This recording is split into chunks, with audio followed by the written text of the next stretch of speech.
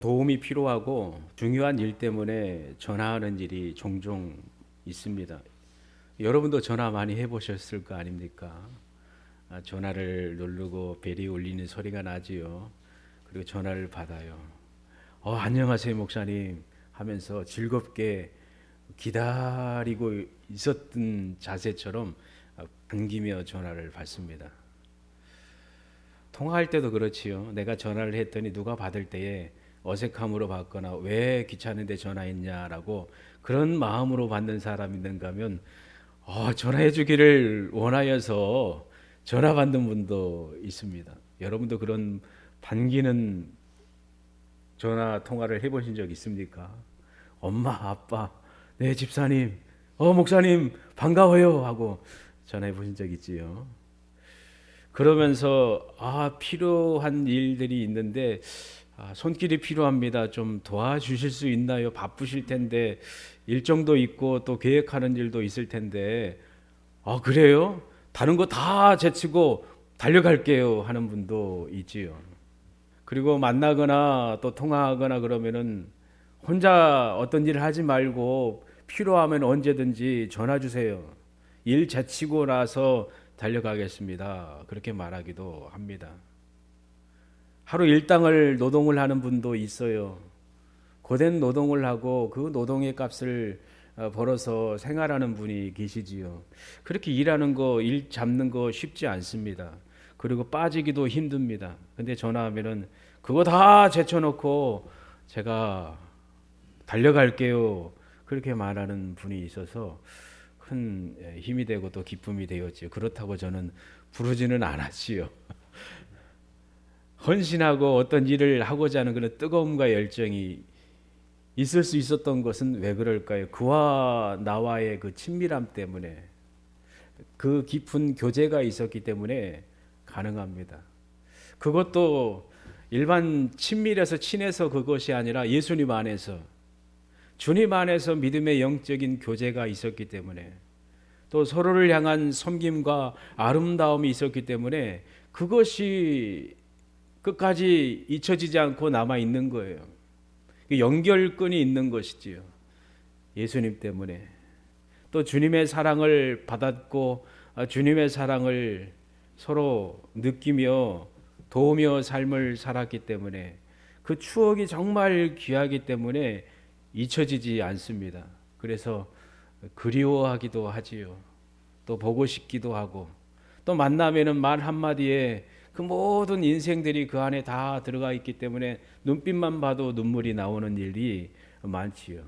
또 누군가를 떠올리면은 가슴이 숙연해지고 눈물이 나는 것이지요. 그분이 나를 위해서 눈물 흘리고 함께하고 동참하고 어려운 중에서도 정말 자기의 것을 아끼지 않고 나를 도왔고 힘을 주어서 잊을 수 없습니다. 그것 때문에 뜨거워지지요. 예수님 때문에 달려오는 그 기쁨, 행복한 일이지요. 우리 믿음의 가족들 이런 연락도 있고 또 달려오는 일도 있고 동참하는 일이 얼마나 많습니까? 그런 행복한 일이 주 안에서 더 아름답게 이루어지기를 간절히 소망합니다. 오늘 말씀에 특별히 교회의 가장 아름다운 부분 중에 한 가지는 교제입니다. 이 성도의 교제. 그냥 앉아서 먹고 마시고 이야기 나누는 것으로 끝나는 것이 아니라 그 안에 영적인 생명력이 있고 또 호흡함이 있고 서로 교통함이 있고 또 위로가 있고 격려가 있고 힘이 있고 또 한 마음 한 뜻이 되어서 주님을 바라보며 아름다운 교제를 나누는 영적인 그 대화를 나누는 행복한 모습을 상상할 수가 있습니다. 초대교회 성도들의 아름다운 모습이요. 교회의 가장 아름다운 모습 가운데 하나는 바로 교제가 있는 것이지요.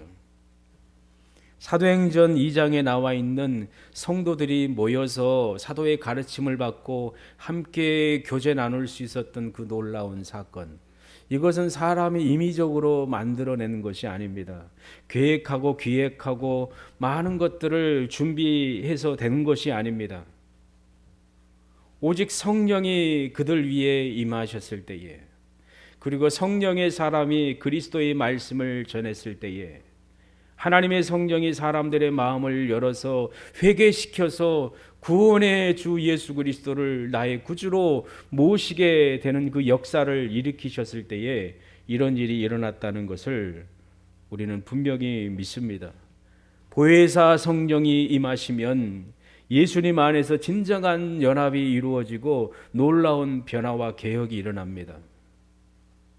교육으로도 여러 가지 방법으로도 많이 하고 학습하기도 하고 일으키기도 하지만 한계점이 있습니다.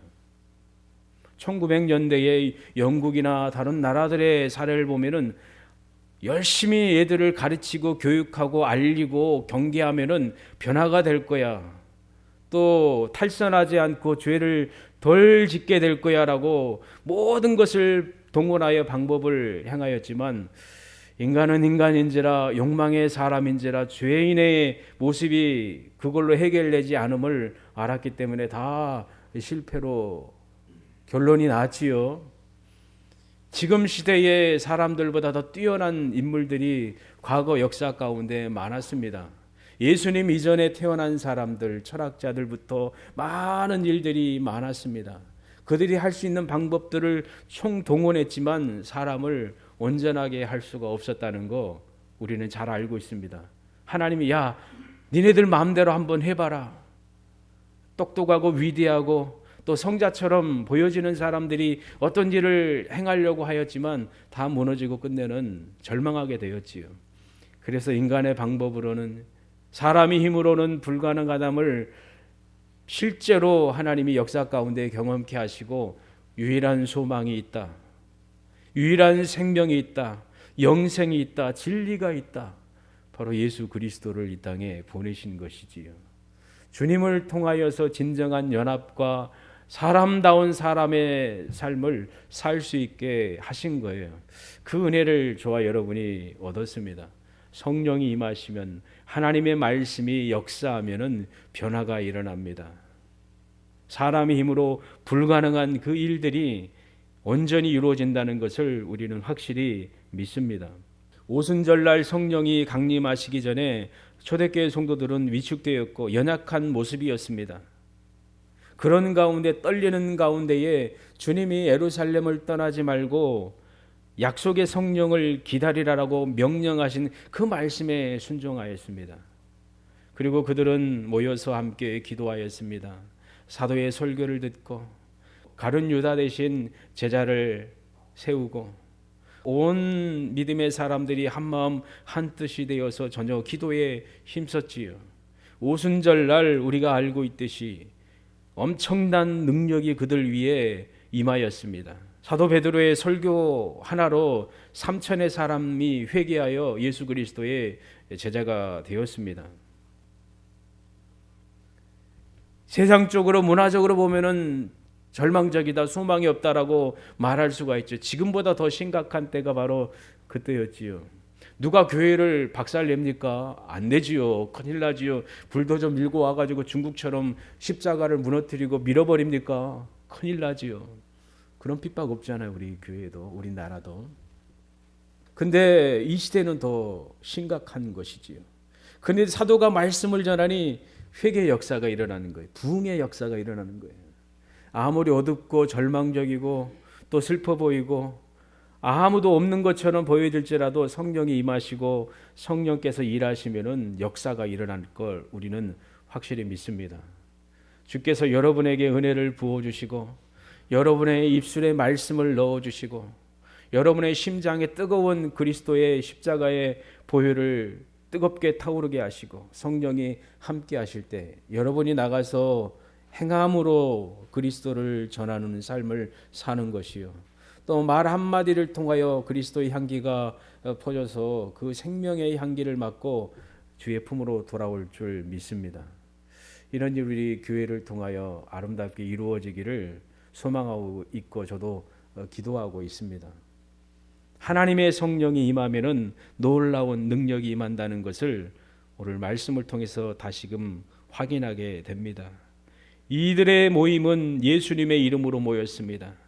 거듭난 영혼들의 모임이었습니다. 새롭게 변화를 입은 사람들의 모임이요. 이 모임 가운데 특징은 하나님의 말씀의 가르침이 있었다는 것이지요. 그 중심에 그리스도의 말씀이 있었습니다. 세상의 논리와 세상의 사상과 정치가 있는 것이 아닙니다. 새로운 어떤 이야기가 있는 것이 아닙니다. 순전히 예수 그리스도의 십자가와 부활입니다.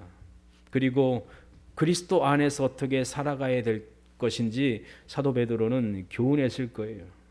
이들은 하나였습니다. 일반적인 교제의 연합의 모임과 다른 모습입니다. 교회의 매력적이고 살아 움직이며 생명력 있는 것 중에 하나가 바로 그리스도인의 아름다운 연합이었고, 그 중에 한 가지가 성도의 교제였습니다. 우리가 사도신경 기도를 하지요. 성령을 믿사오며 거룩한 공예와 성도가 서로 뭐하는 것과 교통하는 것과 교제 나눈 거예요. 주 안에서, 성령 안에서. 성령이 임하시면 거룩한 하나님의 영이 성도들의 마음을 붙드시고 하나로 모아주십니다. 그리고 그들을 아름답게 인도하십니다. 세상에 여러 가지 목적, 목표가 있고 추구하는 것, 관심사가 있어요. 그런 관심사를 가지고 모임을 갖고 교제를 나눕니다. 정치적인 영역에서도 그렇습니다. 그러나 그 중심에 오늘 말씀에 나와 있는 초대교회의 모습과 다른 것이지요. 세상의 모임, 외적으로 보면 친밀해 보이고 매력적이고 또 그들의 모임을 보면 유쾌하고 즐거운 모습도 보여집니다. 그러나 진정한 하나됨과 연합을 끝까지 이어간다는 것 쉽게 찾을 수가 없습니다. 왜 그럴까요? 사람 중심으로, 인본주의적인 사람 중심으로 모였기 때문에 흩어지는 것이지.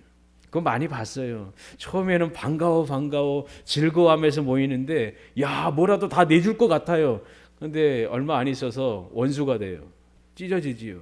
서로 질투하고 시기하고 또 경쟁하는 일들이 얼마나 많습니까? 사소한 것 때문에도 그런 일들이 얼마나 많아요. 어떤 모임에 가면은 초보인 줄 알고 왔는데, 배우려고 왔는데 더 잘하네? 그러면은 질투하죠. 그러니까 있기가 참 어렵잖아요. 나보다 더 잘하네? 그게 쉬워요. 작은 소소한 모임이나 큰 모임에 서로 경쟁하면은 가슴 아프잖아요. 그렇지 않는 모임도 있죠. 따뜻하게 품어주고 이렇게 하면 좋겠다라고 잘 안내해주고 또 함께하는 그런 소소한 즐거움이 있는 모임, 그거 귀하지요. 근데 일반적으로 쉽지 않습니다. 다양한 사람들이 오니까, 그러니 그 안에서 연합하기가 처음에는 똘똘 뭉치는 것 같지만 흩어지는 일들이 얼마나 많습니까? 인간의 모습이죠. 연약한 모습이지요. 그러나 초대교회의 모습은 달랐어요. 그렇다고 완벽했다는 건 아니에요. 그 후에 다툼이 일어나지요. 왜 유대인들만 도와주고 이방인들 가부들은 왜 보살펴주지 않냐고 말이 막 오가고 싫은 소리가 나오긴 했지만, 그래도 주 안에서 하나 되려고 연합했다는 거 우리가 잘 알고 있지요. 또 여러 가지 방향에 있어서도 또 서로 틀어지는 일도 없지 않아 있었지만, 하나님이 그 모든 것을 회복하여 선하게 역사하였다는 거 사도행전을 보면은 우리가 깨달을 수가 있지요. 진정한 하나됨이 바로 주님 안에 있기 때문에 세상과 달랐다는 것을 보게 됩니다. 생명력이 있습니다. 하나입니다. 사도와 성도들은 서로 하나가 되어서 교제 나눴고 또 성도들 간의 교제가 있었습니다. 대통령 만나려면 아무나 못 만나지요. 군수 만나려면 힘들어요. 경찰서장 힘들어요. 그리고 대형교회 수천의 사람, 수만의 사람을 목회하는 목사님 만나려면 더 힘들어요. 1년에 한 번 만나기도 어려워요. 그 많은 사람들을 어떻게 만납니까? 수만 명의 사람을 1년 내내 만날 수 있을까요? 어려워요. 예약을 해야 되고 전화를 해야 되고 얼마나 힘듭니까? 어렵잖아요. 높은 분이니까 나 같은 사람 만나줄까? 예수님은 언제나 우리 만나주십니다. 초대교회의 모습은 달랐습니다. 만났어요. 사도 베드로 얼마나 대단한 주의 종입니까? 그런데 형제처럼 만난 거예요. 그리고 교제 나누고 안아주고 품어주고 그리스도의 말씀으로 그들을 세워주고 연합이었고 하나됨이 있었습니다. 누가 높거나 낮거나 비교되거나 다툼이 없었던 모습이 바로 이 초대교회의 모습임을 우리는 잘 알고 있습니다. 이 안에 진정한 영적인 공동체가 있었습니다. 그 안에 주 안에서 한 마음 한 뜻이 되어 그 안에 그 모임에 들어가게 되었고, 그 모임은 참된 연합을 이룬 한 가족과 같은 모습이었고 순전한 교회, 기독교를 보게 됩니다. 사도행전 2장에 나오는 교회의 모습을 이후에 역사적인 부흥의 사건을 보면은 똑같은 일이 있었다는 것을 보게 됩니다. 성령이 임하시고 하나님의 강력한 역사가 임할 때에 성도들은 교회에 몰려왔습니다. 그리고 목사님의 선교사님의 말씀을 들었습니다. 그리고 그들은 그 말씀을 듣고 뜨거워졌고 회개 운동하였고 사회의 삶 가운데 변화된 개혁된 삶을 그들이 살아갔습니다. 평양 대부흥 운동이 바로 이와 같지요. 주의 거룩한 말씀 가운데 회개의 역사가 일어났을 때 모든 성도들이 눈물로 회개하고 통곡하였지요. 지도자들로부터 일반 성도들에 이르기까지 변화가 일어났습니다. 사회 개혁 운동이 일어났다는 거 일으키려고도 하지 않았는데 자연스럽게 일어나는 것이지요. 복음이 전해지자 술집이 문 닫고 음란한 곳이 문 닫고 그들은 한 가정에 모여서 찬송하고 주일이면 교회 와서 예배드리고 예전에 말씀드린 것처럼 조나단 에드워드 목사님이 목회하는 그곳에 어린아이가 꼬마예요. 초등학생도 아니에요. 엄마 주일이 언제이지요? 며칠 곧 돌아올 거야. 왜 물어보니 교회 가려고. 그래? 친구들 만나려고? 아니요. 목사님 설교하는데 하나님 말씀 들으려고요. 그게 어떻게 가능할까요? 그런데 그 목사님은 설교가 상당히 길었어요. 이게 막 극적으로 연극하듯이 그게 아니에요. 그냥 설교 원고를 쓰셔서 설교 원고만 읽으셨대요. 그 말씀을 듣고 아이들도 은혜를 받은 것이지요. 저는 그분 따라가기는 불가능하겠고. 그래서 그 당시에 많은 사상과 또 신학 사상도 많았고 또 이야기도 많았지만 그 교회에서 예배드리는 성도들은 다른 신학자들과 견줄 만한 수준이 있었다고 합니다. 예배를 드리고 싶고 말씀을 듣고 싶고 헌신하고 싶은 그런 마음이 타올랐다는 것을 생각을 할 수가 있습니다. 주의 성령이 임하시면은 이런 놀라운 진정한 연합을 이루게 됨을 보게 됩니다.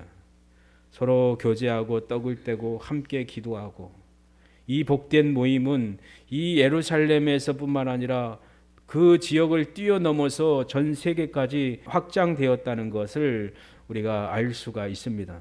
밖에 가운데서도 핍박 가운데서도 성도의 교제가 식지 않았고 예수님 안에서 뜨거운 그 생명을 보여줬습니다. 그들이 하나가 되었고 복음의 뜨거운 맛을 보았고 그 맛의 행복을 누렸기 때문에 주님께 예배하고 성도의 교제를 갖는 거 최상으로 여겼습니다. 카타콤 유명하지요. 그리고 지하의 무덤에 굴에 들어가서 모여서 하나님께 예배하고 서로 교제하고 떡을 떼고 이 모임을 그 누구도 끊을 수가 없었습니다. 이 핍박이 와도 우리나라도 그렇잖아요. 일제시대나 6.25 때에 사상적인 이유로 교회를 탄압하고 무너뜨리려고 하고 목사님과 성도들을 교회에 가둬서 불질러서 순교시키기도 하고 그리고 예수님을 부인하라고 무섭게 겁을 주면서 그리고 배신하라고 배교하라고 합니다. 그럼에도 불구하고 내가 어떻게 주님을 배교할 수 있습니까? 예수님은 나의 주가 되십니다라고 복음을 전하며 순교한 분도 있고 복음을 전하다가 감옥에 갇힌 분도 있고 감옥에서 나오라 하니까 그 안에서도 복음을 전한 것이죠. 순교당하는 것이 영광입니다라고 확실하게 복음을 선포했던 믿음의 선진들이 우리나라에도 참 많습니다. 진리를 믿고 주를 사랑하고 주를 알아가고 자신의 영과 마음을 굳건히 한 역사를 초대교회 성도들이 경험한 것처럼 우리 믿음의 가족들도 그렇게 경험할 수가 있습니다. 삶의 큰 변화를 이루었다는 것을 우리는 확신합니다. 그래서 은혜를 입었기 때문에 교제하기를 기뻐하였습니다. 모이기에 힘썼습니다. 주님을 온전히 붙들었습니다. 하나님의 은혜의 사모함이 있었고 함께 뜨겁게 기도하였습니다. 진정한 그리스도인의 모습 가운데 하나가 바로 성도의 교제입니다. 우리가 형제를 사랑함으로 사망에서 옮겨 생명으로 들어간 줄을 알거니와 형제를 사랑한다는 것은 주님 안에서 영적인 교제가 있다는 것이지요. 서로 나누고 대화 나누고 함께하는 것을 좋아하고 기뻐하는 것이지요. 영적인 연합은 혈육보다 진합니다. 사회의 모임, 사교 집단과 다릅니다. 생명력 있고 영적인 즐거움과 거룩함과 기쁨이 있고 순전함이 있고 아름다움이 있었습니다. 그러니 모이기에 힘썼고 함께 협력하는 나누는 삶을 그들이 살았다는 것을 우리가 기억할 수가 있습니다. 외적으로 가난하고 아프고 병들고 연약해 보일지라도 성도는 사람을 외모로 보지 않습니다. 그 안에 예수님을 보고 생명의 고귀함과 아름다움을 볼 수 있습니다. 그 안에 계급과 열등감이 없습니다. 진정한 화목과 연합이 있어요. 이것을 가능케 한 것은 바로 유일한 구원자이신 예수 그리스도이십니다. 많은 사람들은 대단하고 외적으로 부유하고 멋진 사람들과 어울려 그리고 함께하고 싶어 하지요. 그러나 성도는 가장 연약하고 비천하고 낮은 자라고 평가될지라도 그가 진정 예수님의 사람이라면 충분히 그와 교제하고 사랑에 나눌 준비가 충분히 되어 있습니다. 전화하면은 받을 준비가 되어 있듯이 전화 받은 사람들과 같이 믿음의 사람 하나님의 일에 있어서 이분에게 내가 어떤 도움을 줘야지 준비하고 있는 거예요. 필요하면은 헌신하는 거예요. 필요하면은 협력하고 돕는 거예요. 적금 왜 합니까? 저금 왜 합니까? 뭐지요? 유대인들은 아이가 태어나면 펀드 한대요. 그래가지고 막 쌓는데요. 그러면 애들 대학 졸업할 때 되면은 한 뭉텅이 가지고 나가서 일한대요. 근데 우리나라 대학생들은 대출 받지요, 빚지지요. 유학한다는 게 얼마나 힘드십니까? 교수님들 들어보면은 처절하더라고요. 일을 하나, 둘, 세 개를 갖고 일을 하는 거예요. 그거는 고상하고 졸업하면 큰 빚덩어리를 가지고 안고 나오는데 얼마나 고달프고 힘듭니까? 대학생들 얼마나 그렇습니까? 대학원생들. 미국 가서 외국 가서 큰 돈을 가지고 공부해야 되는데 빚을 가지고 나와서 사회에 갔는데 이스라엘 대학생들 졸업생들하고 게임이 될까요? 그들은 한 뭉탱이 가지고 여유를 가지고 꿈을 펼치고 있는데 졸업하자마자 빚이 있는 거 그걸 갚으려고 한번 해보세요. 얼마나 힘듭니까? 손자 손녀가 태어나면은 적금하잖아요. 우리 아이를 위해서 모아놓잖아요. 할머니 할아버지 돈 많이 모으지요. 자식 결혼시키려고도 하지만은 끝내는 우리 손자 손녀 맛있는 거 사주고 옷도 사주고 뭐 하려고 모으잖아요. 많이 모았지요. 더 많이 쓰세요. 그러면은 뭐 명절 되나 뭐 되면은 주잖아요. 내가 명절 됐으니까 이날에 뭐 해야지 하고 하잖아요. 그거 어때요? 준비가 돼 있잖아요. 즐거움의 준비, 행복한 준비, 쓰는 즐거움 경험해 보신 분들 많잖아요. 초대교회 성도들이 그런 거예요. 가난하네, 힘드네. 몇 달째 있으니까 이 체류하는 그 기간 동안에 가지고 있는 그 돈이 다 사라져 가는 거예요. 그래? 보여진다. 땅도 팔고 집도 팔고 재산도 팔아가지고 돈을 모아가지고 사도들 앞에 노는 거예요. 도와주라고. 없는 사람 좀 도와주세요. 굶주려 있는 사람 반값도 좀 내주게 해주세요. 왜요? 그들은 성전에 모여서 예배하고 찬양하고 말씀 듣고 떡을 떼니까 얼마나 돈 많이 들겠습니까? 근데 자원하여 이렇게 나누는 그게 성도의 아름다운 교제임을 보게 됩니다. 거듭났기 때문에 구원받았기 때문에 이런 일이 일어났습니다. 고통당하는 성도가 보여주면 도와주고 나누어주고 싶습니다. 그리고 실제로 그렇게 행하였습니다. 힘을 다하여 보살폈고 사랑을 보였습니다. 가난하고 궁핍하고 도움이 필요한 자를 위하여 자신의 것을 팔 준비가 되어 있었습니다. 주가 원하시면 주님의 뜻이면 제가 헌신하겠습니다. 드리겠습니다. 제가 일하겠습니다. 자원함입니다. 어떤 요구와 대가를 바라지 않습니다. 이것으로 만족하고 기뻐하고 즐거워합니다. 주님이 원하시면 나아기를 풀어서 가지고 와라. 주님이 말씀하셨지요. 그 나귀 타고 예루살렘 성으로 입성하시잖아요. 주가 원하신다. 말해라. 즐거움으로 주님께 내어드렸던 그 나귀의 주인과 같이 주가 원하시면 구원받는 성도들의 아름다운 모습이다라고 말씀을 드릴 수가 있습니다. 주님을 사랑하고 경외하고 기뻐하는 사람은 닮아갑니다. 누구를요? 예수님을 닮아가지요.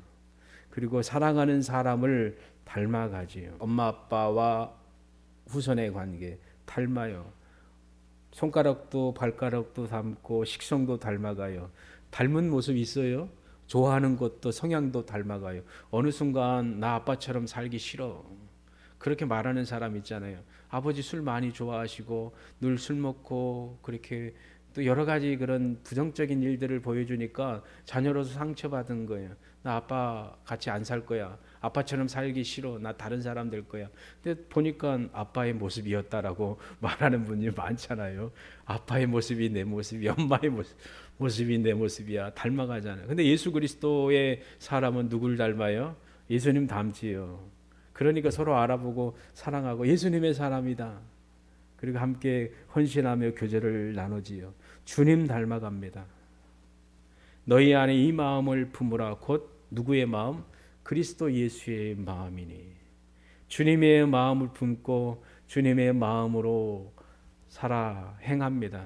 오전에 우리 선생님께서 주님의 마음을 본받는 자 찬양했잖아요. 구절구절이 얼마나 우리의 마음을 흔들어 놓습니까? 주님의 마음을 본받는 자. 하나하나 그 귀한 말씀을 우리가 보게 되지요.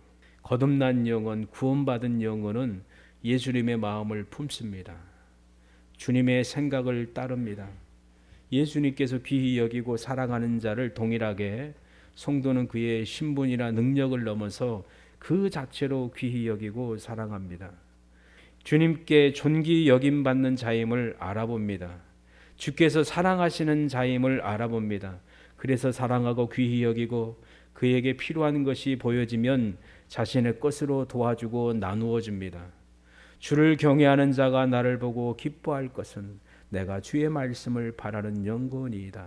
한 영혼이 주님을 사랑하고 주님을 바라보고 주의 말씀을 가까이 할 때에 그 영혼이 귀한 것이지요. 사랑스러운 것이지요. 그리고 도울 마음이 생기는 것이지요. 그가 우리를 위하여 목숨을 버리셨으니 우리가 이로써 사랑을 알고 우리도 형제를 위하여 목숨을 버리는 것이 마땅하니라.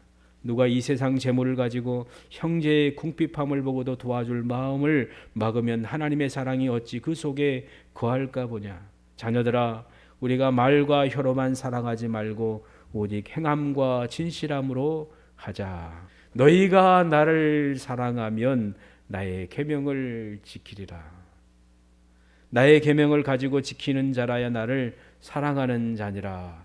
주님 말씀하셨잖아요. 사도들은 주님의 사랑으로 복음을 전하였습니다. 그리고 그 복음은 성도들의 마음을 흔들어 놓았습니다. 거듭난 영혼, 회심한 영혼, 그리스도의 제자가 된 영혼들과 성령 충만함을 입었던 초대교회 성도들이 하나가 되었습니다. 얼마 전까지만 하더라도 예수님을 죽이자고 소리쳤던 무리들입니다. 그들과 예수의 제자들과 하나가 될 수가 없잖아요. 원수잖아요. 그런데 하나가 됐어요. 누구 안에서? 예수님 안에서. 성령이 임하시니 그 안에 진정한 교제가 있었어요. 손양한 목사님이 그렇잖아요. 자기 아들을 죽인 자를 양아들로 삼았잖아요. 그게 가능합니까? 그 진심으로 누구에게 보여주려고 자랑하려고 한 게 아니라 가슴이 찢어질 거 아니에요. 그럼에도 불구하고 하나님께서 우리 자녀를 하나님 나라로 받아주심을 감사하고 찬양을 하였고, 그리고 우리 아들을 죽인 그를 양아들로 삼아서 사랑을 베풀었잖아요. 그 많은 사람들이 죽이라고 합니다. 사형 선고 내리자고 합니다. 손가락질합니다. 얼마나 불쌍합니까? 죄인인 걸 스스로 알죠. 그런데 품어준 거예요. 그리스도의 사랑으로 원수되었던 자들이 하나가 된 거예요. 얼마 전까지만 하더라도 내 주 예수 그리스도를 십자가에 못 박으라고 소리쳤던 그 무리들, 욕했던 무리들, 침을 뱉었던 무리들, 조롱했던 무리들, 도저히 용서할 수가 없지요. 그런데 그들이 회개하여 하나님의 백성이 되었을 때 그 모든 거 다 씻겨 내려갔잖아요. 주 안에서. 저와 여러분이 그렇지 않아요? 예수님 때문에 우리가 구원받았잖아요. 하나님과 원수였어요. 하나님의 진노를 받아야 될 그 사람이 바로 저였습니다. 우리였잖아요. 그런데 주님이 그 막힌 담을 허물어 주셨습니다. 죄를 씻겨 주셨습니다. 하나님의 자녀가 되도록 하였습니다. 원수였던 자를 하나님의 자녀로 삼으신 거 엄청난 것이지요. 왜요? 주의 사랑이 임하였기 때문이죠. 긍휼의 풍성한 그 하나님께서 그리스도 예수의 보혈로 우리를 구원해 주셨기 때문입니다. 그래서 주가 주신 말씀을 실천할 수가 있어요. 스데반 집사님이 그렇게 살아왔지요. 사랑하는 자들아 우리가 서로 사랑하자. 사랑은 하나님께 속한 것이니 사랑하는 자마다 하나님께로서 나서 하나님을 알고 사랑하지 아니하는 자는 하나님을 알지 못하나니 이는 하나님은 사랑이심이니라. 아멘. 저와 여러분이 서로 마음을 열고 의심 없이 사심 없이 주의 사랑 가운데 귀히 여기며 함께할 때에 믿음의 놀라운 일이 있을 거라 믿습니다. 서로 의심하고 서로 이상한 눈으로 바라보면 교제할 수가 없습니다. 마음을 열고 또 상대도 마음을 열 때의 진정한 교제와 진정한 아름다움과 자유함이 있고 믿음의 교감이 일어나고 가장 복되고 아름다운 가족과 같은 연합을 이룰 수가 있습니다. 제가 처음 양수리로 목회에 갔을 때에 결혼하고 신혼이었을 때에 30대 이제 초반 좀 32살인가 3살이었지요. 우리 원로 목사님께서 그래 길을 열어 주셔 가지고 양수리 교회 가서 목회를 하게 됐지요. 14년인가 13년인가 날짜가 왔다 갔다 하기도 합니다. 이해해 주세요. 때로는 몇 년이나 했다가 줄어들다가 했다가 그러면서 이 목사 결혼했지 결혼 선물이야 그러시더라고요 저한테. 근데 목사님께서 그죠 하나님 주신 선물이죠. 목사님 통해서도 받은 선물이지요. 그래서 거기서 첫 목회를 하였지요. 그 전에 이천에 있는 그 교회에서 한 4년 반 동안 열심히 그래도 부교육자 생활을 하였지요. 정이 많이 들었지. 할머니들하고 젊은 집사님들하고도 많이 정이 들었지요. 마음을 다해서 마음을 열어서 하니까 처음에는 의심의 눈초리로 봤지요. 전도사. 젊은 전도사 얘들도 그럴 거 아니에요. 그리고 가니까 전에 있던 전도사하고 비교를 하는 거예요. 전에 있던 전도사는 이래 일었었다면서 비교가 있는 거 다 그런 거예요. 전임과 후임자가 비교하죠. 근데 그 비교가 얼마 안 가더라고요. 마음을 여는 것이지요. 그리고 좋아하는 것이지요. 거기서 결혼을 했거든. 그 교회에서 그 담임 목사님이 주례하시고 수희 엄마랑 같이 거기서 결혼했는데 잔치였어요. 이런 최고의 행복한 잔치가 내 인생의 처음이었어요. 할머니들부터 권사님들, 젊은 집사님들, 청년들, 학생들 잔치였어요. 음식을 선수 그냥 지지고 볶고 할머니들이 앉아가지고 즐거워서 막 붙이더라고. 막 걱정하지 마세요 전사하면서 뭐 하지 말고 다 준비해가지고 그래도 결혼식을 잘 마무리했지요.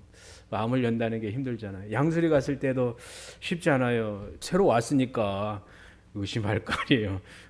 젊은 사람이 왔으니까 얼마나 있을까 갈까 하면서 그럴 거 아니에요. 마음 열기가 쉬워요 어려워요? 어려워요. 제가 생각하기에 한 3년 넘었나? 그러니까 조금 마음이 여시더라고요. 그리고 마음 열어서 어디 절대 가지 마셔요. 가지 마세요 목사님 하면서 그러는 거예요. 그러면서 또 말을 걱정을 하는 거예요. 여기서 뭐 먹고 어떻게 살아요? 왜 자꾸 쓰세요? 쓰지 마세요. 먹었거든요. 뭘 하면은 퍼주니까 이거 하지 말고 목사님 사모님 쓰셔야지. 돈도 없는데 왜 하십니까? 라고 그러는 것이죠. 마음 열기가 어렵잖아요. 여기 와서도 그래도 감사해요. 우리 집사님들 감사합니다. 알지요. 서로 알잖아요. 마음 연다는 게 쉬워요. 이 저 목사, 젊은 목사, 아들과 같은 목사 여러 가지 생각이 있을 거 아니에요. 그리고 경험을 했기 때문에 빨리 마음 열어주셔가지고 얼마나 고마운지 감사합니다. 그래서 마음 열고 함께 믿음의 삶을 이렇게 살 수 있다는 게 얼마나 고마워요. 그리고 새로 오셔서도 그래 짧은 기간 동안에 그래도 마음 열고 그래도 이렇게 예배에 함께 웃으면서도 드리고 위에서 기도하고 걱정하고 함께 할 수 있다는 게 얼마나 고마운지 모릅니다. 이 마음이 열려지니까 서로 하나가 되고 교제가 있다는 게 행복한 것입니다.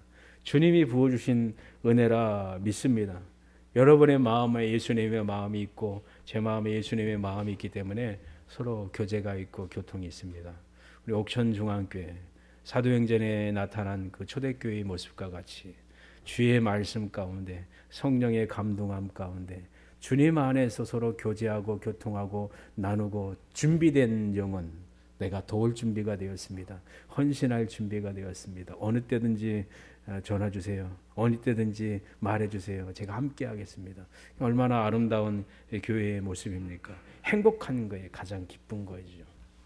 이런 매력적이고 살아있고 힘있는 교회의 모습이 우리 교회의 모습이요, 우리 믿음의 가족들의 삶의 모습이 되기를 간절히 소망합니다.